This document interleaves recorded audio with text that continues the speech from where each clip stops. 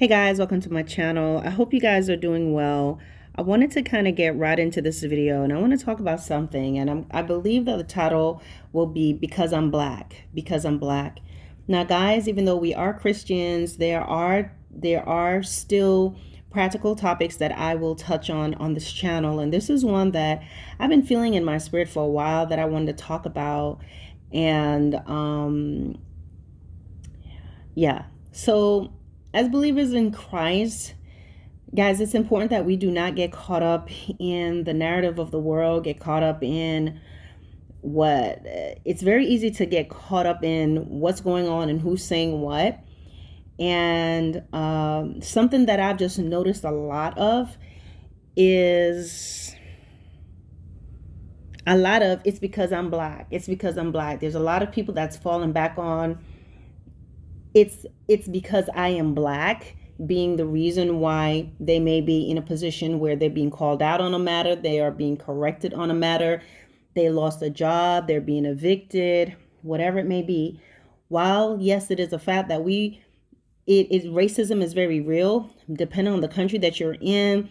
The life of the black person is less than a dog, and I will say that because there'll be a far greater outcry for an animal. There'll be a whole rescue team for a seal on the beach. People are getting together to tag that seal and help it and hospitalize it and pat its brow and make sure it heals well.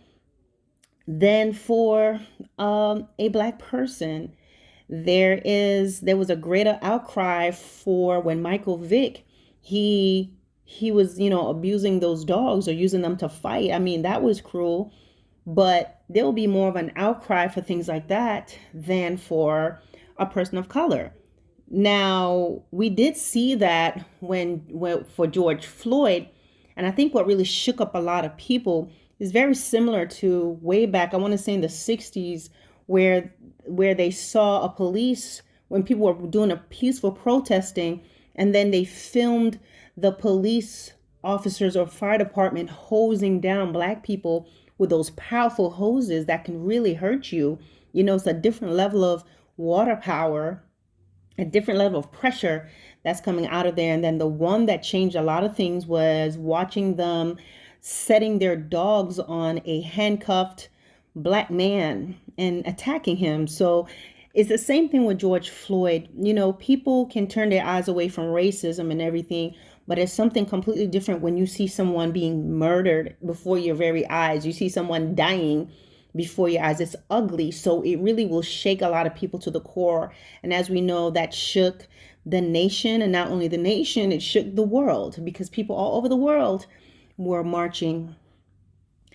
So unless there's just some rare situation where it was just too much of an ugly move, then for the most part, a person of color can be easily disregarded, overlooked. They do, redlining to ensure that you're not, some places will do that to ensure that you are not working, you're not living in their neighborhoods. And sometimes there's people who resent someone for being successful. So they'll give that person a hard time at the workplace, give that person of color a hard time when they're able to afford to buy a certain type of car.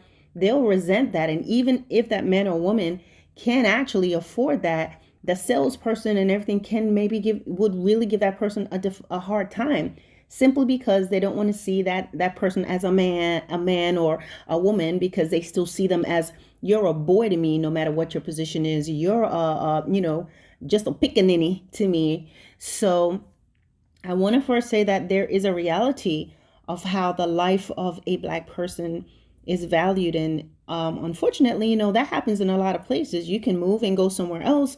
While the racism may not be as bad as maybe it would be in the United States, you're still going to face it no matter what, except for places like maybe in England and a couple other places like that. Racism is actually a crime. Calling someone out of their name, they take that very seriously there. But let's talk about this new trend that I'm seeing of everything is because I'm black, because I'm black.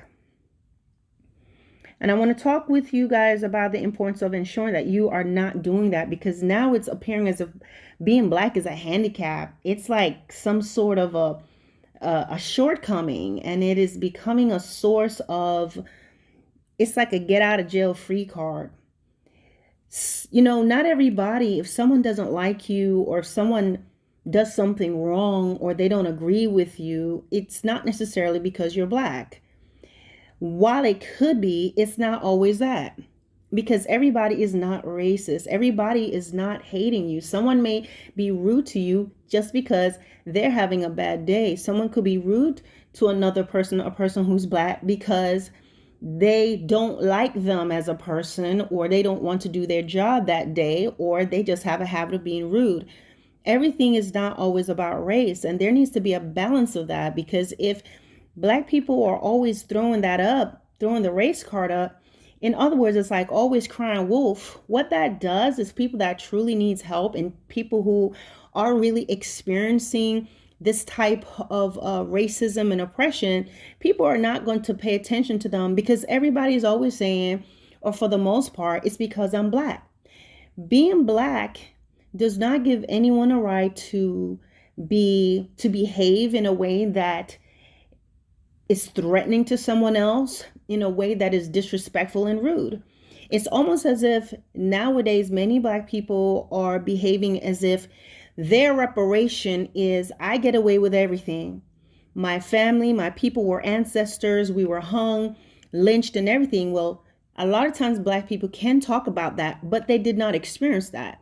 And many do not, we don't know what that is like. None of us know what it's like to be a slave. None of us know what it's like to pick any type of cotton. None of us know what it's like to be lashed and beaten. We don't know that. We read about it and we see it.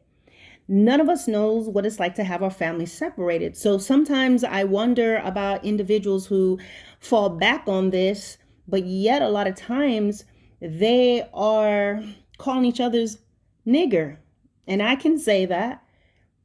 They call each other that a lot. And a lot of black people call each other that more than, you hear that more than a white person. And it's considered to be a term of endearment, but it's not. Someone would give you the mystery behind it and why, but truly our ancestors and those before us, when men were when a white person was doing what they'll call breaking the buck, which will be to shame that man, and if he ran away, or if they saw that he would be a potential problem, was to strap him over a barrel with ends, and tie him by the ankles and by his wrist, and bend him over a barrel and sodomize him in front of his sons and his wife and all the other people to break his spirit. They will be calling that man a nigger, as they beat them, as they torture them, before they tar and feather them, and hang them, and do all these different things and castrate them. This was a very common word. So therefore, out of respect for our ancestors and those who went through it, that word should not even be mentioned, and that should not be a word that we as individuals should be referring to one another as, But the reason why people can do that is because they've never been a slave. They don't know what that's like. They don't know the history behind it. And yes, they may be shook by some pictures and the stories, but that stuff is not in them to know this is something we shouldn't do. So what's happening now, it's almost as if, it appears as if being black is some sort of a shortcoming, because it's brought up a lot. It's because I'm black, so you should not be held accountable for not coming to work on time. It's because I'm black, so you should not be held accountable for falling behind on your mortgage or not paying your rent. It's so you find that what's happening, it's being used as a way to cause supervisors of any other race, they can't correct this individual, they can't speak to them, they can't make corrections. They can't take legal actions against them because they're very afraid of being sued. They're very afraid of the backlash, because right now everyone is running with, or many people of color, not all, are running with, it's because I'm black. It's because I'm black. Well, a lot of times it sounds as if these individuals kind of have a problem with their own blackness. If someone thinks they're ugly, no matter what happens, if they're used to being mistreated and being called ugly and anything, you could be nice as you want to them, but if in their mind they believe this thing about them because how they have been treated in the past and what they've been exposed to, the very second you and that person, as what's naturally going to happen in any friendship, if you and that person have a falling out, that person will immediately probably think that you think you did it because you think that they're ugly, or you have the same mindset as that individual.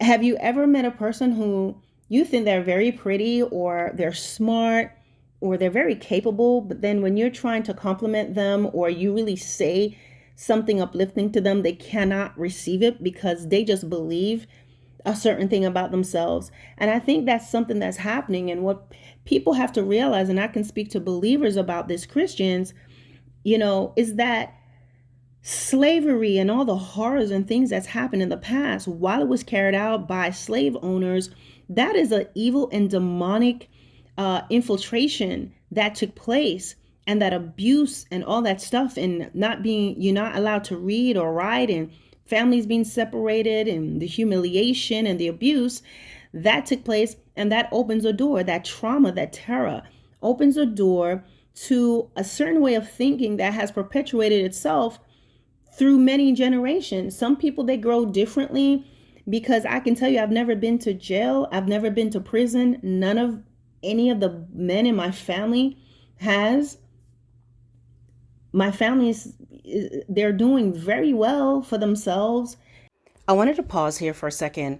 Guys, even though we may have grown up in different environments, as I described the environment that I grew up in, it does not mean that as a person of color, I've never experienced racism or faced it. But what I do want to talk with you guys about, so just because I grew up in a different environment does not mean that I didn't face it in the world, in society, and as I traveled.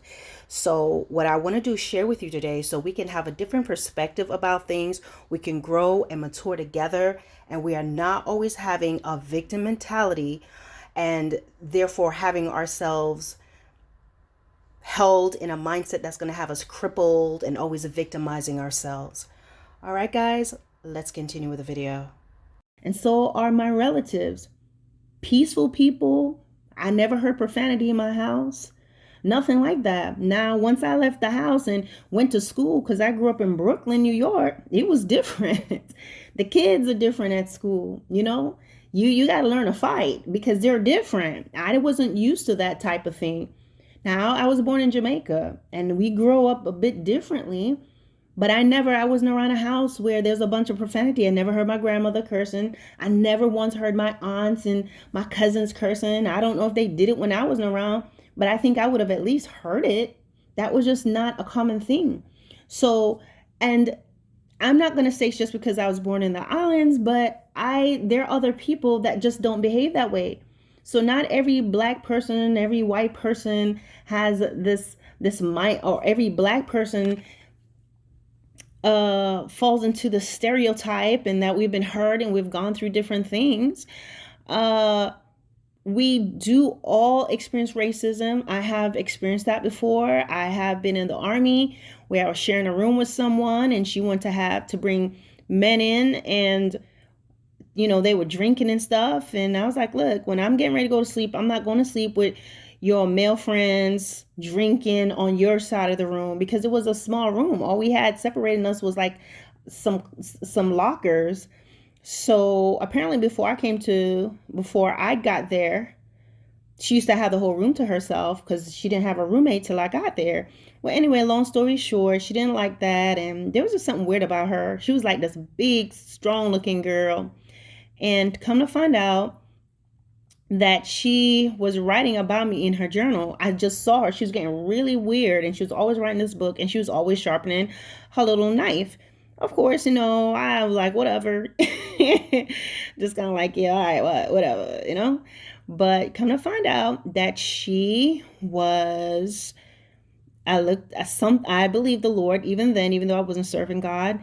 led me to look in that book. She left it on the bed and she went somewhere and I looked at it. Come to find out that she's writing about me. I was the black ASS nigga of a roommate, and she stands over me every night with her knife trying to decide whether she should slit my throat or not. Okay, so I've experienced that before. I've experienced standing in a store and a little kid kept looking at me, a little white boy.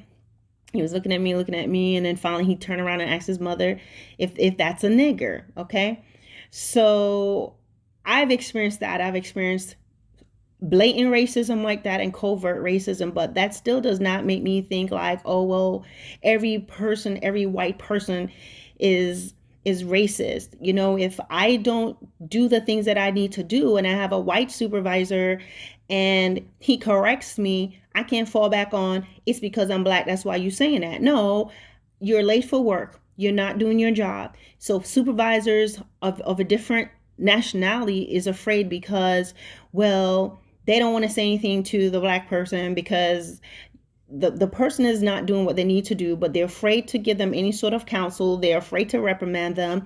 They're afraid to give them a performance improvement plan. They're afraid to give them an honest evaluation on what they're not doing. They're afraid not to give them a bonus because this person's going to fall back on, I'm black, and it's because I'm black. So what's happening is it's being weaponized. The race card is being weaponized among a lot of people, and it's being used to get away with things.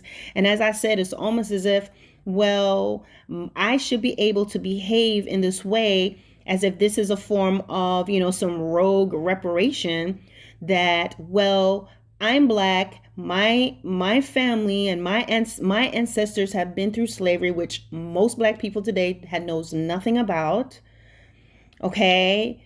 And so I'm entitled to misbehave. I'm entitled to behave unseemly. I'm entitled to fall back on being black, and you have to back up. So it's almost like a repellent.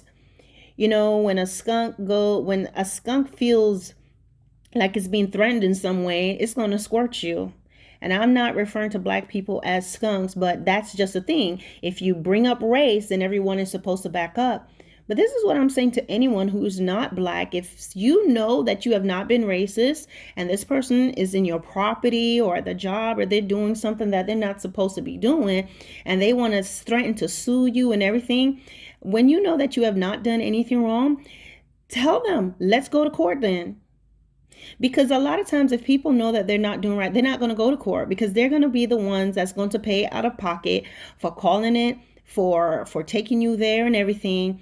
And court, when you're in the courtroom with an attorney, they're going to go through the weeds. So that person will have to give justifiable reason and have their ducks in a row to prove that you are a racist person. So I will really encourage you not to allow yourself to be intimidated and bullied, because that's what it is.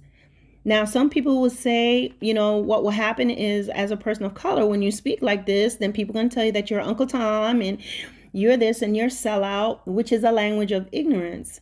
Because again, just because you're black does not mean I'm just supposed to go along with it.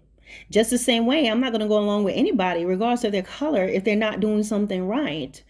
If someone says something they should not say, then I'm there to speak up.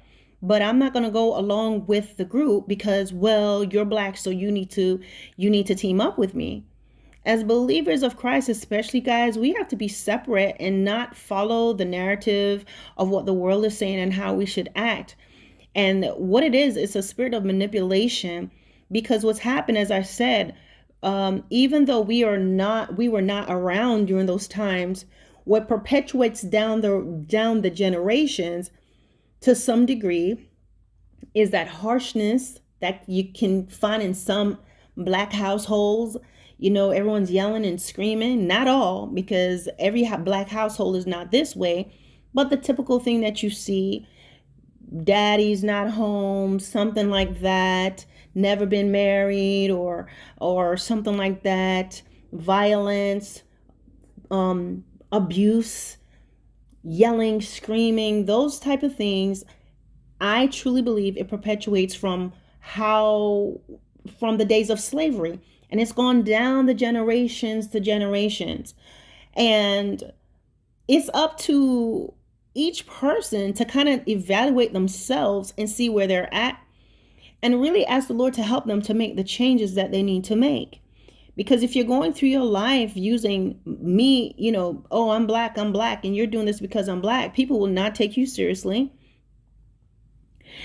It also really negates the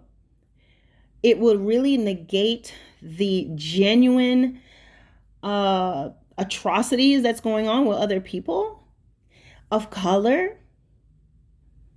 And it further tarnishes the image that individuals have. Sometimes when you're trying to talk to someone and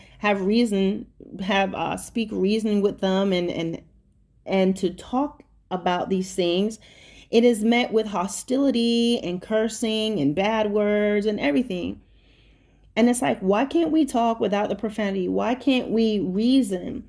I believe that, guys, as Black people and whoever you are, you have to be able to look at a situation when anything comes up. You should not just jump and say, well, I don't care, high or low, hell or high water, I'm going to follow this person and their situation. I'm going to stand with them just because they're Black.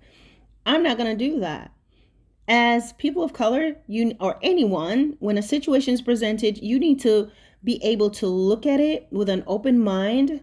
You need to know the facts, get all your information, compare it, see what's true, what's false, and be honest and make a correct decision whether this is reasonable or not, and be brave enough to speak up and say, you know what? Nah, this is not a valid thing. Don't do that. You're wrong. Not just follow because I'm Black.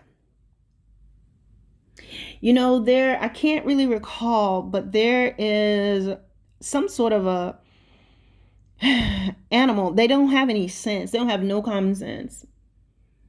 Can't think of what it is, but if others like it were to just walk and just fall off a cliff, the animal has no reasoning to go, this animal just fell off the cliff. Maybe I should go another way. It's just going to follow. Maybe you guys can tell me which animal it is. I can't remember. I've seen it. But they don't have any sense and any reasoning. And you have to realize one of the things that most people who are of other races will believe is that we are subhuman and we know nothing but, we're subhuman, we're lowbrowed, and we have no reasoning. And unfortunately, there's a lot of people that I do see that's behaving this way.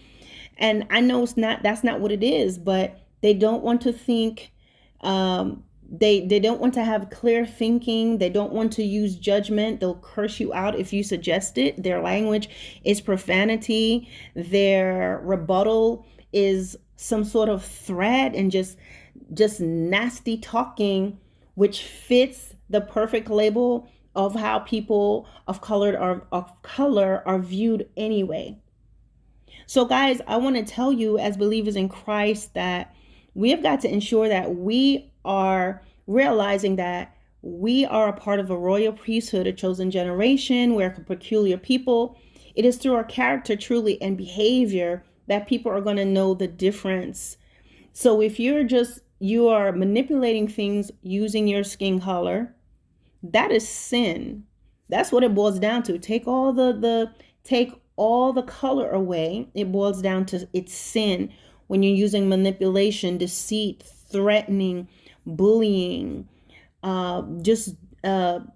inciting other people to jump on a cause and just following blindly, and knowing good and well that your character may be questionable and some things that you're doing that's not right, to kind of take the focus away from what they're doing. These individuals, what they will do is they will run with, it's because I'm white, and say because I'm Black, and this person's white, or this person's Spanish, or this person's another race, when they're not doing the things that they need to do.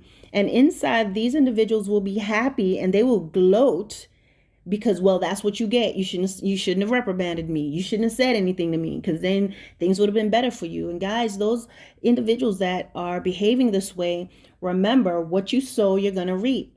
If you live in this life crying wolf and using your race to get out of things, you'll find something's going to come around full circle. that's going to bring destruction. If you enjoy just going around inciting things and making people feel uncomfortable, using, because you're black, you go to your job and you're intimidating people because you feel like you try to bully people, whether covertly or in a more direct way, what you sow, you will reap. Now, a lot of people, they may laugh at that and be like, whatever. And that's kind of how people will behave, because reality hasn't hit yet, but eventually it will. Individuals that spend a lot of time going around making false allegations and making up things against people, you can't sow the seeds of lies and not think it won't come back to you. It may not come to you that way as in a form of, racist allegations, but it's going to come back in a different way. That stuff is not gone. You may know that you're lying and nobody can prove it. You may have get away with that all the time, but God sees that. Understand that mindset of it's because I'm black, it is a scarlet letter. It's almost a letter of shame. People look at black and they will, these individuals have the same mindset, if not more. They're more aware that they're black than anybody else, because it's always about I'm black. Oh, it's because I'm black. It's almost like saying, oh, it's because, just imagine someone who's a paraplegic. They don't do the things that they're supposed to do, and all they're thinking, oh, it's because I'm in a wheelchair. That's why you're reprimanding me. Or they go into the supermarket or something, and if you didn't see them and you walk out the door first, or you bump into them, it's because I'm in a wheelchair. A lot of times people have a chip on their shoulder about being black. And I understand that in a society, in a world where no matter where you go in the world, people are looking at black and dark skin or tan skin as if it's just a badge of shame. Sometimes I think that mindset can internalize, and people, either they are hypersensitive, or sometimes what they weaponize it. They become angry, they become frustrated, and they begin to weaponize their color and use it for their advantage and to get out of things. And they become entitled. Oh, I wish somebody will say something to me. Oh, I'm going to file a racist claim. And we have to be very careful with that, because again, when you do that, you're taking away the validity of other cases and on the other individuals that are going through this. Realize, guys, that this is a spiritual thing. It is a spiritual thing that is happening. That wicked spirit of racism that people of other races have allowed themselves to succumb to. It's not just something that just happened and overtook them. No, there's some evil in their hearts. It was some evil in their heart to do that, what they did. And so that spirit and evil continue to perpetuate, guys. And as long as there's that victim mentality, as long as I'm seeing people who are in high positions, that they'll jump on that race thing immediately. Okay. And everyone's don't say nothing else. I will tell you, if you know you're not doing anything wrong, you forge ahead and you challenge that person regardless of their skin color. Okay, that's not going to work anymore. And so what begins to happen is the enemy is using some individuals to behave in this manner, and they are becoming very deceiving and conniving and manipulating, and they're intimidating other people using that. They don't want to be held accountable. And it brings fear and it brings discord. And that is not of God, because at the end of it all, God is looking at your soul. He's not looking at your skin. And the behaviors and a lot of things that people are doing has nothing to do with because they're black. It's a condition of their spirit man. It's a mess. And so they allow that hurt and the pain and the rejection and the things that they go through. It hardens their heart and it makes them become vindictive. It makes them become entitled. They are bitter in some cases. And even though they may have riches, even though they may be doing well in their lives in some cases, because you see, this behavior is not about poor people, middle class, lower class. You see people of all classes behaving this way, from the poor to the rich. Will throw that out. And I just want to encourage my brothers and sisters in the Lord not to get caught up in that. It is a spiritual thing. It is a spirit that, even though you're not in shackles anymore, there are a lot of people that's spiritually and mentally still in shackles.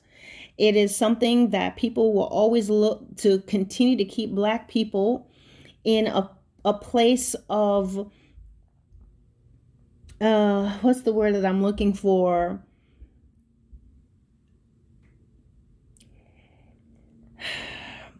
It's like there's no reasoning with a Black person. That would be the mindset. You can't reason with them. They're foolish. They're not human. They're subhuman. You can't rationalize with them. They're wild. They're beast. That's how that mindset is. And so sometimes you find people that are behaving in this manner and almost making it seem like it's believable. But not every Black people, a Black person behaves in this manner. Not every Black person has been in prisons. Not every Black woman is a baby mama. There are different types of Black people, just like there are different types of white people.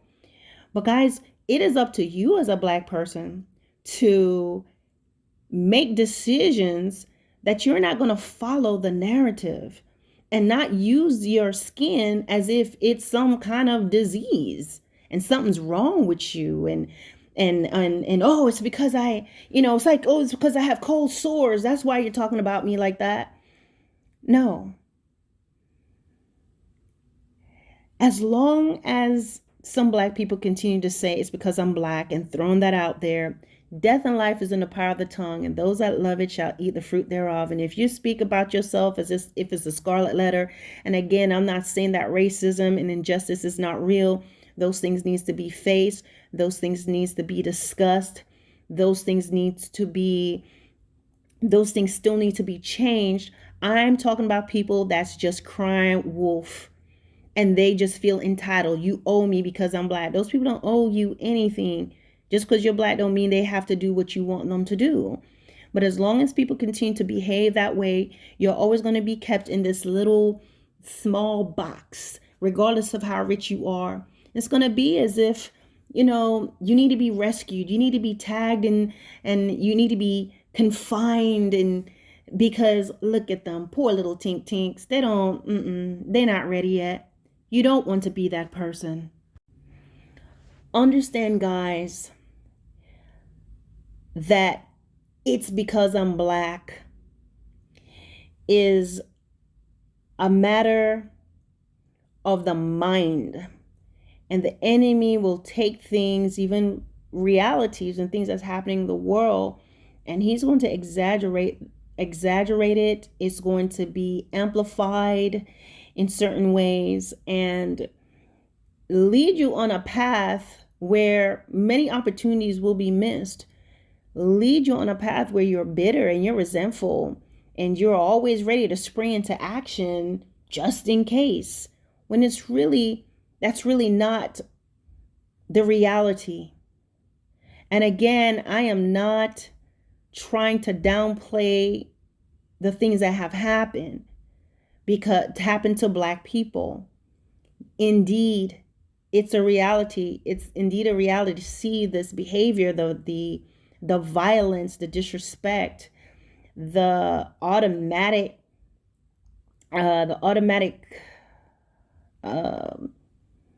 exclusions and things that just begin to happen, and stereotypes. Just because you're Black, oh, they think you're gonna steal. Oh, they think this. They think you smell like grease and chicken and watermelon and whatever else. Just certain things. Everybody can play basketball. No, everyone does not play basketball.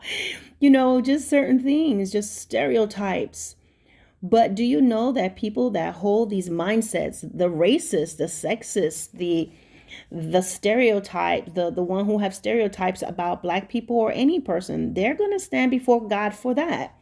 So that's something I think people tend to forget, that regardless of the injustices that's going on right now, these individuals, those that's already in the grave and died and gone, they're going to stand before the Lord to give an account for every lynching, for every burning, for every rape, whether it's a Black person or a white person, because not only Black people were not the only ones that were slaves or who have gone through some horrors of genocide. We know the Jewish people have gone through horrible things. I tried to read a book about the Holocaust, and it was so hard, man. I couldn't finish it. The Native Americans have gone through things, and there are other races that are neither Black, Native Americans, or anything. There are others that's gone through, that's been conquered and enslaved.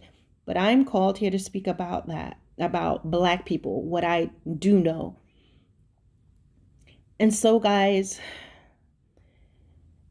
we cannot just continue to have a mindset of or looking at ourselves, or those of you who have this mindset. I'm talking specifically to those who you're going around using that it's I'm black, it's I'm black. Just as those who are discriminating against people because they are black, excluding people, denying people opportunities because they are black, understand that they're going to stand before God before that, and there's certain repercussions that they're going to experience in this life even. So you don't want to get on that of allowing their poor choices and their evil ways to affect you to the point where you begin to do things, and instead of allowing God to vindicate you, and instead of just doing what you know to do to be better, you start to use your race to manipulate. Because then you will find yourself standing before the Lord as well. As believers in the Lord, we've got to be we have to conduct ourselves at a higher standard than the rest of the world. We have to do that.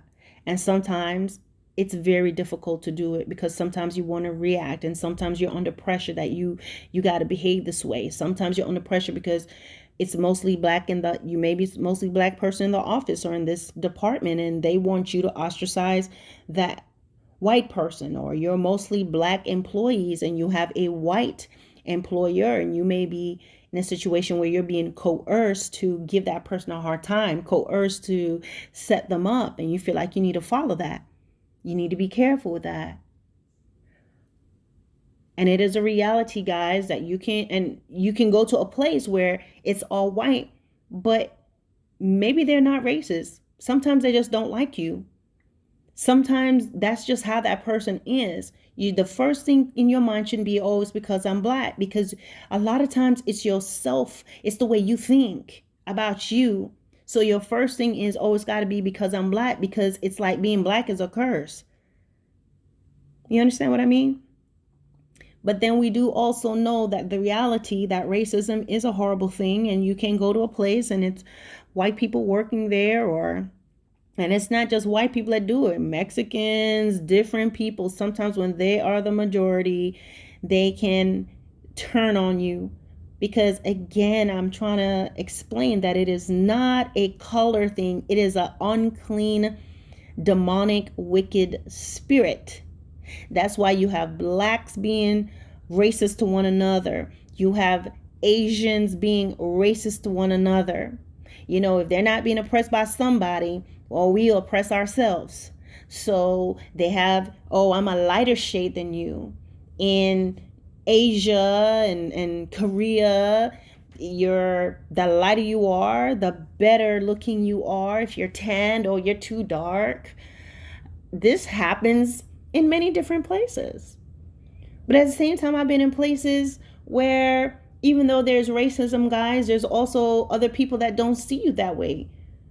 When I was in Germany, and when I went on a trip to Paris, I was surprised. I mean, they were coming after me like, what? I was very surprised. Like, a lot of people wanted to go out on dates with me and everything, and I just wasn't interested. And then when I went to Paris, every other couple I saw, it was like, I think they were African women that I saw that they were with. Now, whether it's love or whatever, I don't know. Sometimes the interest could be just for fantasy, and other times they want to be with you. But I do know in Germany, black men are gold. I know that much. That's what I saw. Honey, they will. Woo, my goodness. You had to hold on to your husband. And I'm not saying all German women are like this, because, we were in the military community. So These women were really going after those soldiers hard, whether they had a wife or not. They were willing to marry them. And so I just saw something very different where, I mean, the men were gold. Black men were gold. Black women were just, they'll stare at you and just want to be with you. And I believe some would have been legitimate, because there are some people that married and interracially and they're happy. And for sure, Paris, oh yes, I saw a lot of that. I don't know what it's like now. But what I'm saying is there's a balance. There are people that hate you, and then at the same time, there's another group that don't. And so there has to be a balance, guys. And it's only through the discernment of God that you're going to have that mindset, so that you don't allow the ugliness of racism to begin to muddle your mind, that you think that everybody is. Yes, it's important that you pray over your family and pray over your children, because the racism and that wicked spirit is very real. Now it's hidden itself, in law enforcement. It's hidden itself in people that's supposed to be your good friend, and your children's best friends, and they go somewhere and then something happens to the child. So it's covert in many ways, because it's not allowed, especially in the United States, meaning it's not legal to just go and pull a black person and kill them. So a lot of things are being done in a sneaky, covert way, and then under a guise of it was self-defense. It had to be done. They were resisting. That's not what happened. I found the person like that. So it's important that you pray over your family, pray over your children, pray over their children, and believe that the Lord will protect you and he will keep you. Sometimes you see the horrors and things that are going on. It's very easy for you to get shaken by it and even angry. But what I don't want to see, guys, what you have to do is look up. The word of God said to seek those things which are above, where Christ is at the right hand of the Father. Everything else shall be added. And I believe that will be protection and grace and mercy and favor, because every white person is not evil. Just like every black person is not evil and loud. But people allow the mask and the blindness of this world to program them and tell them what is. But I just sense in my spirit, I just need to talk with you all, whoever you may be, that you are of color, to get off that bandwagon, of going after people and just following after situation and causes just because the person is black. Be careful of even causes that, because you have seen some injustices, that you do not allow yourself to get too emotionally entangled, that you forget who your Heavenly Father is, that you forget the level of behavior that He has called you to be a light, to stand out, and not to allow your image to be tarnished because your heart and your emotions got too caught up in something. There are many people that will lose out on blessings, and they will lose out on a lot of things that God has for them, because what's happening is the enemy comes to kill, steal, and to destroy. And one of the ways that he's coming to do that is by making color an issue among black people, where everything is about color and they weaponize it. And these individuals are using color to manipulate, using color to get away with things, using color as an escape route, using color to silence people that they are wrong for something, but the whole focus is, oh, it's because I'm black. They're being very deceptive about things, but oh, it's because I'm black. They are behind and delinquent in things that they owe someone, but oh, it's because I'm black. And you have to understand that talk without reason, that talk that's just being put out there and everyone's jumping on it, it's going to lead to destruction that comes from the deceiver. Everything is not always because you are black. Do not let the enemy put you in that box. Again, I just felt that this was something that I need to talk about, guys, because this is a principality. It is a power. When it boils down to it, when we stand before God, He's not looking at skin color. He's looking at our soul. So don't allow yourself to get caught up in the narrative. Don't allow yourself to be in hate groups. Don't allow yourself to be in the groups that, oh, it's all about my skin. It's all about because I'm black. Don't allow yourself to pick on people and gang up on people. Because when it's all said and done, you're going to stand before God for yourself. And you can't say, well, this was the cause and this is what happened. He's going to ask us, what did you do? What did you say? And we're going to be held accountable for it. We're going to be held accountable for our behavior. To those of you that's out there playing, it's because I'm black, while you're doing things that's wrong, understand that the Lord sees you very clearly. And you have the opportunity to ask him to forgive you or scoff and say whatever. It's up to you, but you've heard this message. Being black is not a badge of shame. It's not a disease. It's not a shortcoming. It's not an ailment. And too often people are raising it up and talking about it like it is. I'm not a victim. I'm not a seal that needs to be tagged and rescued. And people need to stop having that mindset. And the reason why that is happening sometimes is that even when people, they enter into a relationship with someone of another race, they begin to talk about their own race and how terrible the men and the women were and all this stuff. So in other words, it's like they saved you. They saved you from your people that look like you. And you're the last precious, good quality one left. That's not true. That's not true, because every black person does not act the same way. Can't say all black men are this way. No, all the black men you dealt with or all the black men in the community and the surrounding you were with behaves this way. You can't say all black women are like this. No, there's probably a certain type of woman you dated, and that's why you kept running into this certain type, because of who you chose, the environment, and even your level of maturity at the time. So you can't go and speak for all the nation, because then what makes you better? What, are you the last of the Mohicans? You understand what I'm saying?